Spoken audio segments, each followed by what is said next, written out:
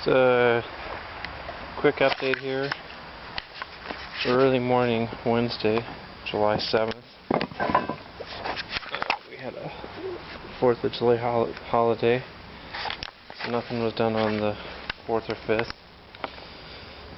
They came in yesterday, framing, and finished up doing all the flooring.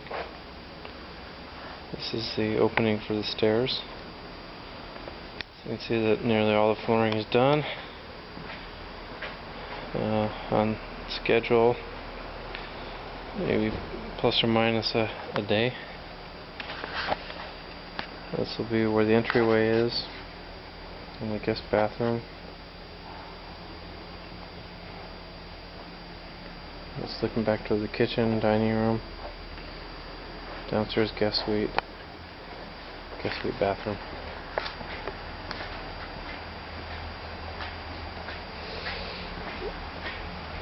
Just looking out the front, out through what will be the garage, and